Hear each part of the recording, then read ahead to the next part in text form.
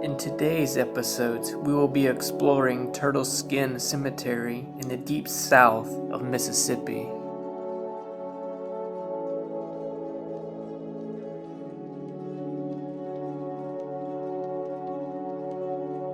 In this cemetery lies an unsolved mystery of a 17-year-old teenager who was possibly taken out by someone or something.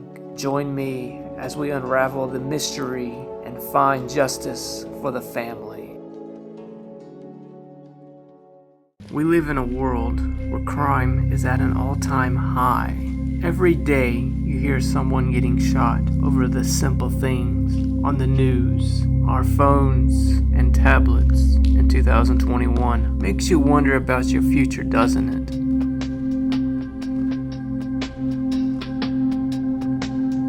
Well, for this 17-year-old teenager, his case has been unsolved for 32 years. This is the story about Norman Charles Ladner. Santa Rose. The town of Santa Rose, once located here, encompassed its stores, a church, a post office, the one-room Air and Academy, and Turtle Skin Cemetery. Its residents were relocated in 1961 to make way for the buffer zone needed for engine testing at the John C. Stennis Space Center for NASA's Apollo Moon program. A very popular story of a 17-year-old boy that I'm about to get into. His grave is right down there. Norman Charles Ladner was born on May 29, 1972. He had 3 brothers and 2 sisters. Norman, a 17-year-old who was a senior in high school, he was outgoing, dependable, responsible, and close to his family. Norman loved to fish, hunt, and other outdoor activities.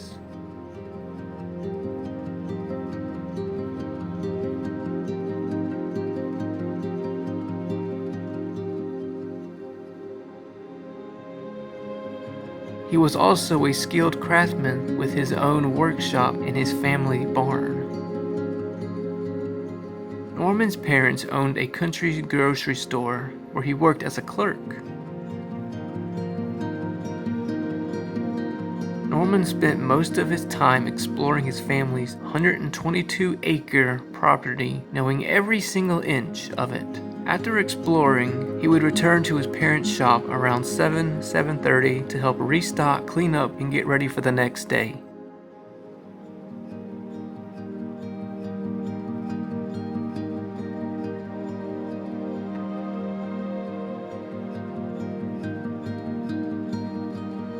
Ladner, the child, or the son in general, is buried on the left-hand side right here. And the father is buried on the right-hand side right there. There's some scripture we're going to read in 1 second, but I just wanted to point this out real fast. Normally when they bury, loved ones, they usually have like the husband and the wife on one of the sides. In this case, like I said, it's the son on the left and the father on the right-hand side. Now let's go read the scripture on here. His life was full of living deeds, forever throughout of others' needs, generous and kind in all of his ways, upright and just to the end of days. This is Norman's father. He was born November 16, 1937, and he died December 28, 2003. A few days after Christmas. Wow. On Monday, August 21st, 1989, Norman Ladner left his parents' shop that afternoon to go hunting on his family's farm. That night, everything changed. It was 7 p.m. and his father was getting worried that Norman has not returned. So his father, Norman Sr., called his wife and told her the news. Told his wife to stay at the shop in case he showed up.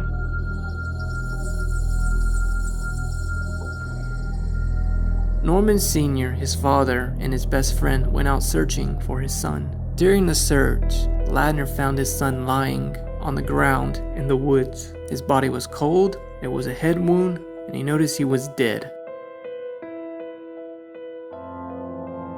Minutes after 10 p.m., Pearl River Community Sheriff's Department showed up and began an investigation. Sheriff Lawrence Limpkin said foul play is the first thing I normally address in the course of an investigation. I ruled it out in this instance because I saw nothing there to indicate that. At first, I thought it might have been an accident. It looked as if though he might have been in a tree nearby, subsequently fallen out of the tree and the gun discharged.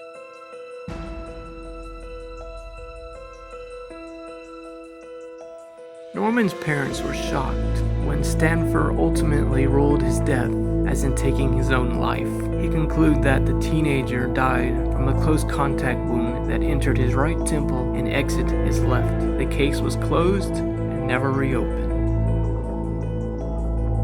The Ladner family decided to step up and do their own investigation. They knew something was out of place because they knew their son wasn't going down that road to take his life.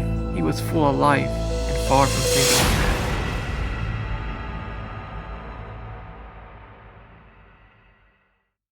They went back to where their son's body was at, looking for any clues or evidence. The father started digging where his son's body was laying at.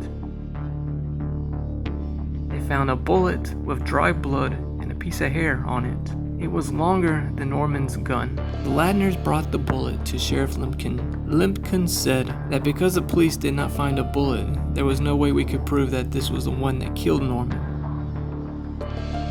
The father said authorities never looked for the bullet or fingerprints on the gun. Limpkin dismissed the case. 3 weeks after their son's death, they went to the coroner's office to question his death. A stranger interrupted the conversation and warned Miss Ladner not to open the case again and to tend to her other children. "You will never find the person who killed your son," said the stranger.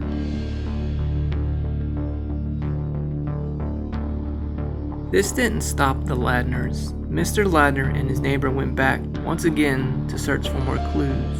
300 yards from where the crime scene, Mr. Ladner found a homemade radio device tied up to a tree.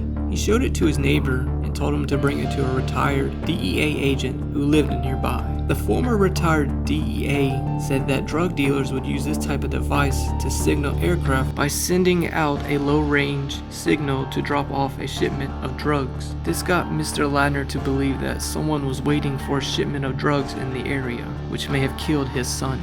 He believes his son was in the wrong place at the wrong time.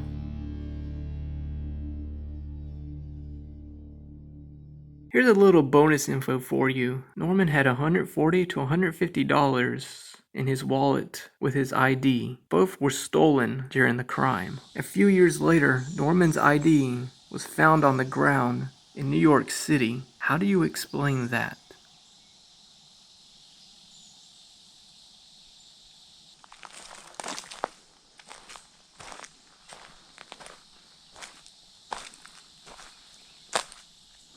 What do you really think happened to Norman Ladner? Was the police right? Or was Norman in the wrong place at the wrong time? I will let you decide on this one.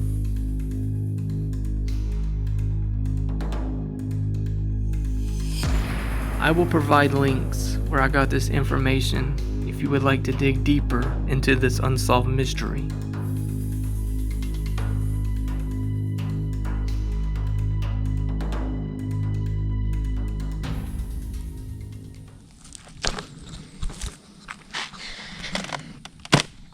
Okay, sit down and I hear it cracking. You hear that? Okay, I'm getting off.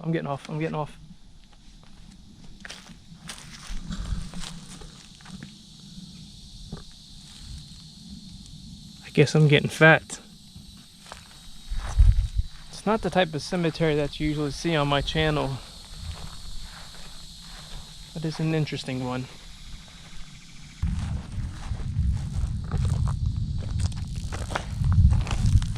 Alright, let's put it back how we had it.